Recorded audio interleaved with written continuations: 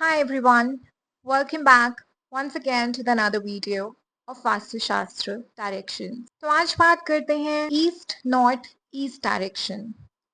इस डायरेक्शन को कंसिडर किया जाता है बहुत ही important and it's also called a sensitive zone.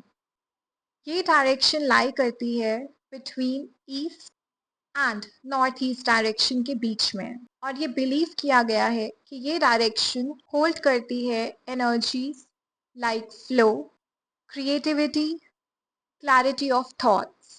So let's talk about some attributes of this direction. माना गया है कि ये डायरेक्शन एसोसिएटेड है ब्रेन पावर से, मेंटल क्लैरिटी और डिसीजन मेकिंग से, और ये गवर्न करती है हमारी इंट्यूशंस को, एनालिसिस करती है हमारी आसपास की चीज़ों को, हमारी गट्स फीलिंग और हमारे इनर विजन को।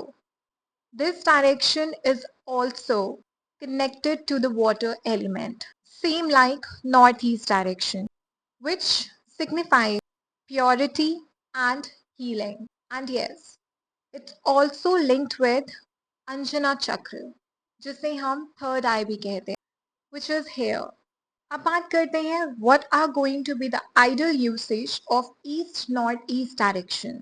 आप उसे यूज कर सकते हैं प्रेयर्स के लिए, meditation, that is really very good.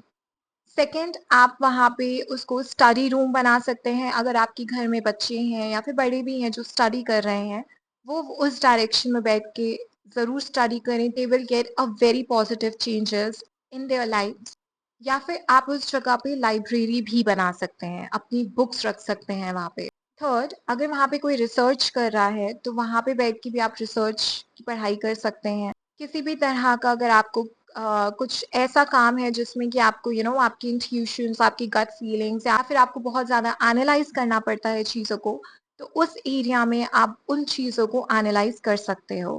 Fourth, mainly उस एरिया को हीलिंग एरिया माना गया है। That can be called a healing space, or we can also call that place a calm reflection. Now let's talk about कि हमें कौन सी चीज़ें avoid करने चाहिए ईस्ट नॉर्थ ईस्ट जोन के लिए। पहले भी मैंने नॉर्थ ईस्ट डायरेक्शन के बारे में बात करी थी कि जितनी भी आपकी नॉर्थ डायरेक्शंस हैं, whether it's going to be north east direction, whether it's going to be east north east direction, वहाँ पे एक चीज़ आप हमेशा फॉलो कीजिएगा, which is going to be avoid storage और क्लटर। सेकंड, वहाँ पे टॉयलेट्स मत बनाइए जहाँ पे टॉयलेट्स नहीं होने चाहिए, या फिर किसी भी तरह के स्पेक्टिक टैंक्स, वो भी वहाँ पे प्लेस नहीं होने चाहिए, क्योंकि उन चीज़ों से हमारी जो भी क्लैरिटी विजन होती है, हमारी जितनी भी इंट्यूशंस होती हैं, गट फीलिंग्स होती हैं, वो बहुत ज़्यादा डिस्टर्ब्ड रहती हैं।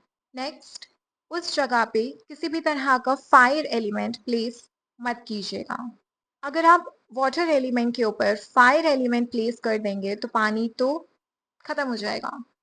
जितना भी वाटर एलिमेंट का जो भी एनर्जीज होंगी, रिफ्लेक्शन होगा, वो सब खत्म हो जाएगा, and that can be a big problem. So make sure कि आप वहाँ पे कोई भी फायर एलिमेंट प्लेस नहीं कर रहे हैं। फायर एलिमेंट हम किसे कहते हैं? फॉर एग्जाम्पल किचन, या फिर किसी भी तरह का इलेक्ट्रिकल पैनल्स, ऐसी चीज़ें वहाँ पे प्लेस मत कीजिए। Then avoid making bedrooms in that zone, specially for couples. अगर आप वहाँ पे किसी कपल का बेडरूम बना रहे हैं, that can be the problem, that can bring so much disturbance in their relationships. So please avoid making bedrooms especially for couples. और अगर कपल्स का नहीं भी है तो भी वहाँ पे बेडरूम बनाना अवॉइड कीजिए। So let me give you some vastu remedies for this zone to keep it balanced. Now what are they? वहाँ पे आपको अगर शेड्स यूज करने हैं लाइक कलर, तो उस कलर में आप चूज कर सकते हैं ब्लू, वाइट और light green.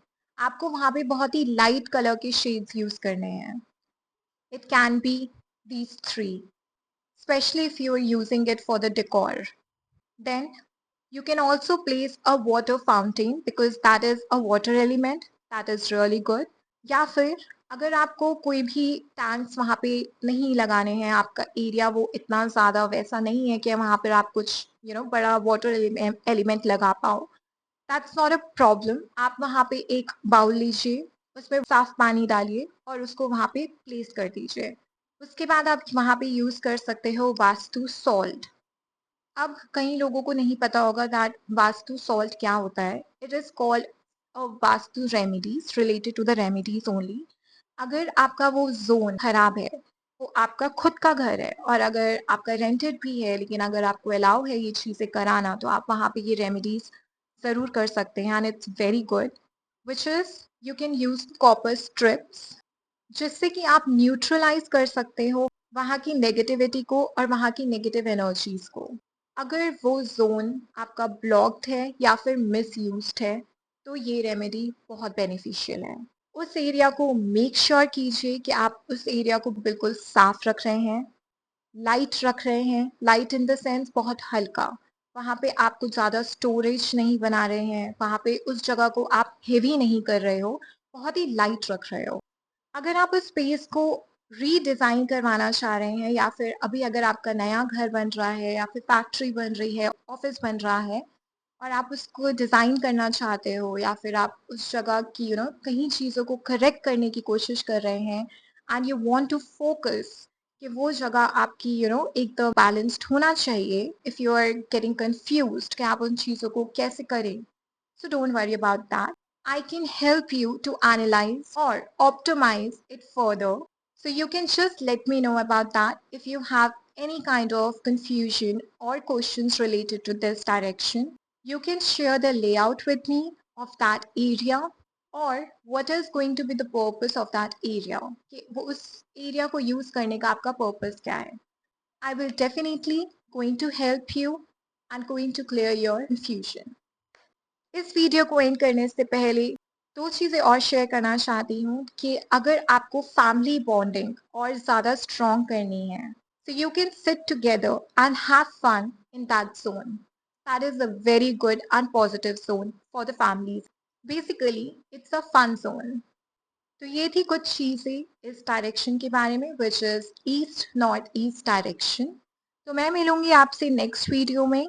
Till then take care and don't forget to follow, share and subscribe my Instagram and my YouTube channel. और अगर आपको किसी भी तरह की क्वेरीज हैं या फिर आपको कंसल्टेशन चाहिए, आप मुझे डीएम कर सकते हैं मेरे इंस्टाग्राम पे। I will definitely respond you back. मिलते हैं नेक्स्ट वीडियो में। Till then take care. जय सिया राम।